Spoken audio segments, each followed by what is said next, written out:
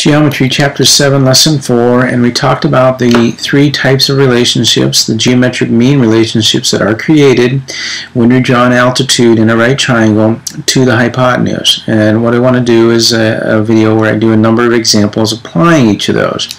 And the first thing I want to do is kind of give you a process, or a three-step process that you should go through when you are going to solve a problem using these geometric mean properties.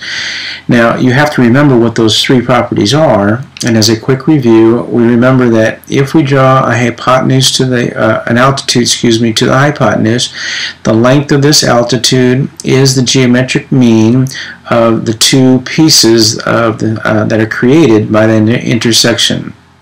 That's the first property. The second property was this leg here is the geometric mean between the entire hypotenuse and then this longer piece that's connected to it, or the piece that's connected to it. That's the second property. And the third property was that this leg is the geometric mean of the piece that it's connected to and the entire length. So one of those three proportions is going to need to be written for each problem that you do. So the mathy part of this is to choose the correct one to use, and it's based upon what you're trying to find out and what you're given, just like we've been doing all year long.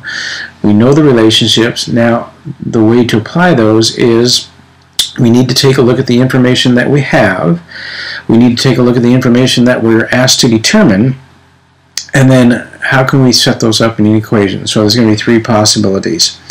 And so what we're going to do is we're going to need to write the proportion, making sure that we place the geometric mean in the mean position. So that value that's in the mean position is going to be the same, whether it's the same letter, because the mean is what we're trying to figure out, or whether it's the length, because they tell us what the mean is, and so we'll have to put that same length in both places. And we'll do some examples where we have to do that.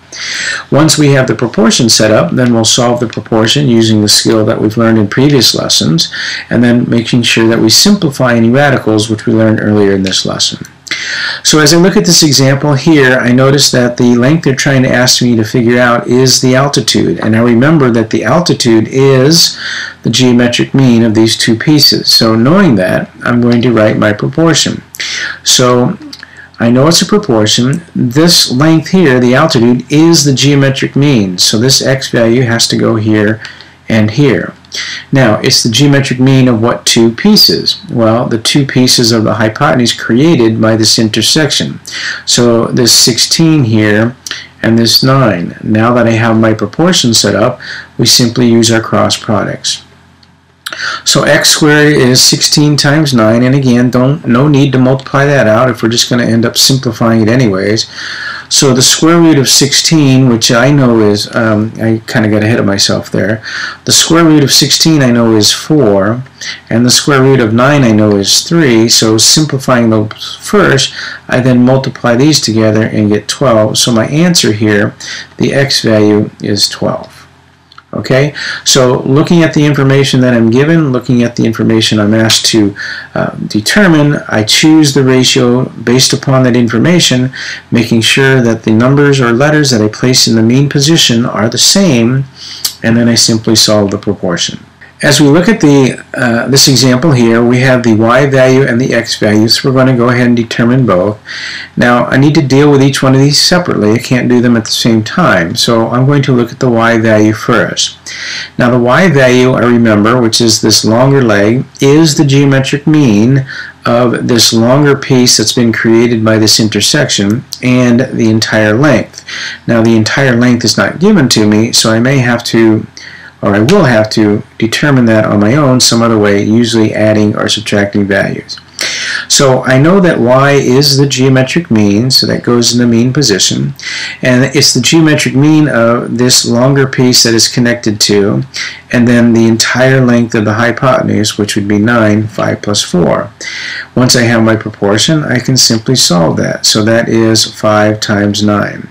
Now again, no reason to multiply that out if I'm just going to have to simplify it anyways. So I'm going to take the square root of 5, which isn't going to simplify anything, and the square root of 9, which is 3, so my answer is 3 square root of 5 for the length of y. Now, as I look at x, I realize that it is the geometric mean of this shorter piece that it's attached to and the entire hypotenuse. So again, I set up my proportion. X is the geometric mean, so it goes here and here. And the two values that it's the geometric mean of is this shorter piece that's it's connected to, and the entire length, which again is 9. So again, applying my cross products, this is 9 times 4. Again, no reason to multiply it if I'm just going to divide it anyways, or simplify it. And then the square root of 9 is 3, and the square root of 4 is 2, so I'll multiply those together. So the answer to this is 6. So again, it comes down to recognizing the proportions, which one to use, and then simply substituting in the values, and then simplifying the proportion. So in example 1 here, again, we're going to use what we know about similarity in right triangles. I'll move this up a little bit. Actually, I'm going to go down here where I have the answers so I know where I need to end up. So for number 1 here, again, the value that I'm trying to determine is the altitude. And I remember that the altitude is the geometric mean, so it goes here and here, of these two pieces here, 9 and 16. So again, I have my proportion set up. So cross products gives me 9 times 16, and I'm taking the square root. So the square root of 9 is 3. The square root of 16 is 4, so I can multiply those together, and I get an x value of 12, which you can see is the correct answer. Let's take a look at number 2 here. Now here I'm asked to determine the length of this leg. Now I know that this leg is the geometric mean, so again I'm going to set up my proportion. Now it's the geometric mean of this piece right here that is connected to it. Now that's not given to me, so I'll have to calculate that some other way. So I know that the whole length is 25, and if from here to here is 16, then this length must be 9, so I know that that's going to be 9. And then this is the geometric mean of that piece, and then the entire length, which is 25. So again, once I have my proportion, I'm simply going to set this up, and again, no reason to multiply that out.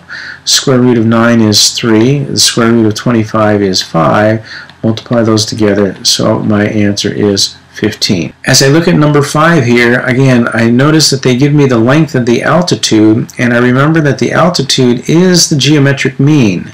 So the altitude is going to go here and here. Okay, remember, these will always be the same because these are the means, and those will always be the same value, whether they're just the same letter or the same number.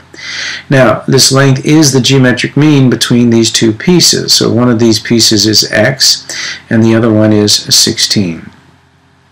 Now again, I'm going to do something again. I'm not going to multiply these out because multiplying them out makes it much more difficult to simplify. So as I multiply these together, this is 12 times, whoops, I got ahead of myself and I didn't do this something. X times 16 is 16x, and then I'm going to have 12 times 12.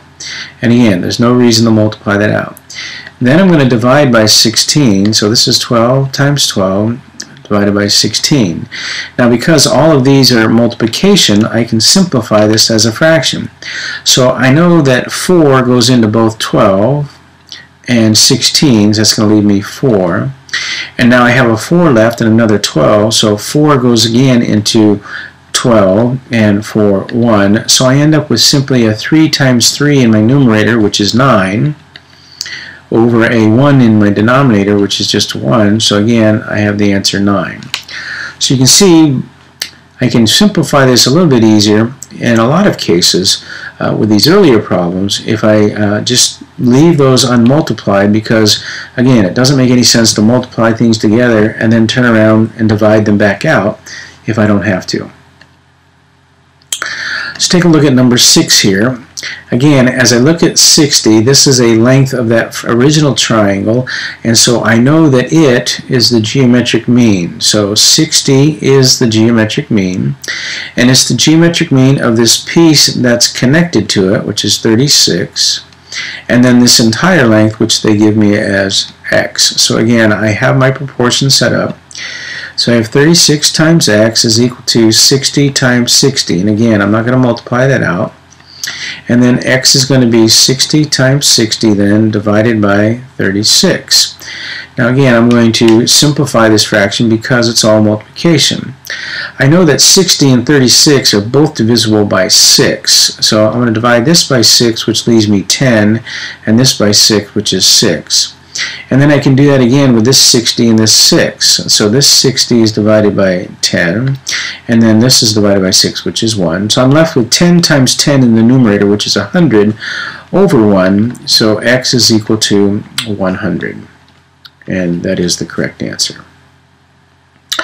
Let me do these few at the bottom here where we have some radicals, and you can see how this continues to work the same way, and the arithmetic is easy as long as I keep working with fractions and not worried about what the decimal answer is. As I look at number 7 here, I notice again that this is a leg of the hypotenuse. It's the longer of the two, so it is the geometric mean. So it is the geometric mean. So 7 square root of 33 and 7 square root of 33 go here and here. Now this leg is the geometric mean of this piece, this longer piece that's been created, 33, and the entire length. Now this gets a little bit tricky because the entire length is going to have to be added together, so that's going to be 33 plus x. Okay? So again, it's no more difficult than what we've done before. We're just going to multiply these together. Now when you're multiplying numbers like this, you can only multiply numbers that are not radicals. So the 7 times the 7 is 49. Times, and then a radical 33 times a radical 33. You remember we've done this before. If the radicals are the same, it simplifies to that radicand number. All right? Then we're going to need to distribute this value here. Now again, I'm going to do something that maybe you haven't seen before, but it will end up being the same thing. Plus 33 times x. So what I've done is I've multiplied the 33 times the 33, but I haven't multiplied it out because there's no reason to. I don't need to know what that number is. And then I distribute the 33 to the x. Now, this is this plus this, so I'm going to have 49 times 33 minus this 33 times 33 equals 33 times x. And now to divide this, to end up, I'm going to divide each of these by 33 because when we're doing properties of equality, I can do that. So this 33 divided by this 33 is x. This 33 can reduce with that, leaving me 49, minus this 33 reduces with that 33. So I end up with 49 minus 33, which is 16. So again, if I just keep these together, recognizing these as a single number, then multiplying them out really isn't necessary, and I can solve them a little bit quicker without a calculator because, again, what 49 times 33 is doesn't really matter, and what 33 times 33 is doesn't really matter if at the end I'm going to end up multiplying or dividing it back out anyways. So again, you can do some of the arithmetic a little bit easier, and if you didn't have a calculator handy, some of these you can still do just by applying some of the rules of algebra. Okay, I'm going to go ahead and do these last two. I'm going to do number 9 next.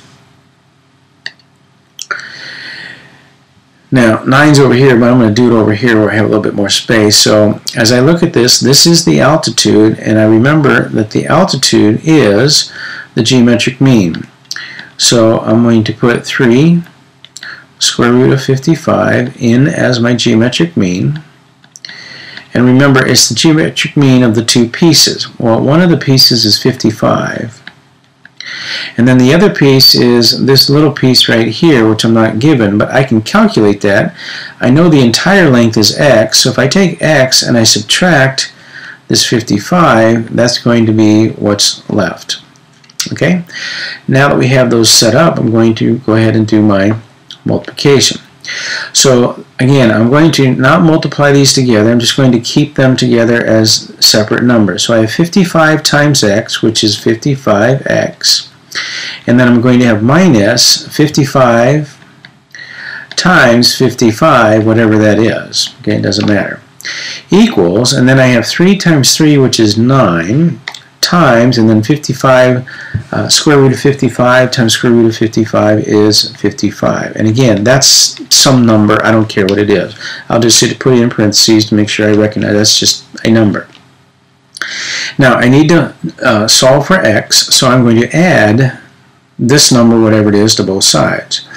So I'm going to have 55x then is equal to this 9 times 55 number, whatever that is, plus this 55 times 55 number, whatever that is.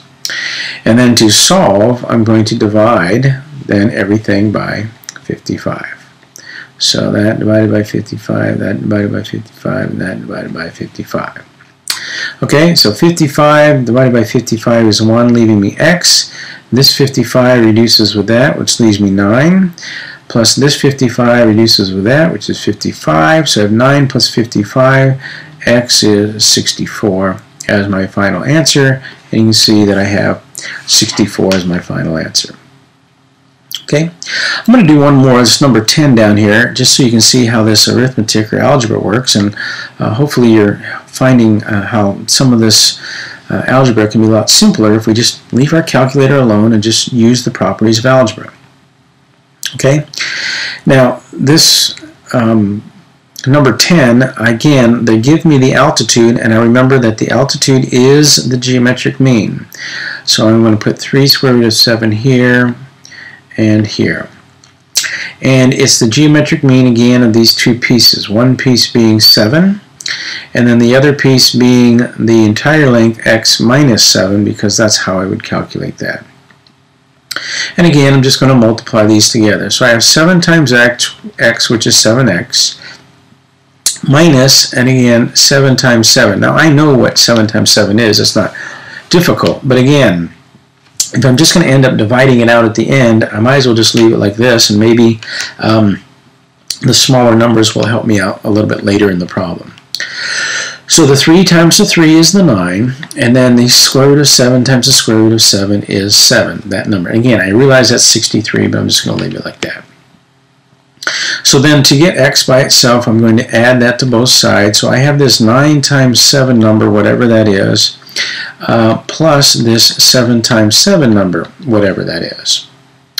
Now I'm going to divide everything by 7, because that's what algebra says I have to do. So x, the 7 reduces with the 7, leaving me 9, plus this 7 reduces with that 7, leaving me 7, so x again would be 16, and you can see that I have the correct answer.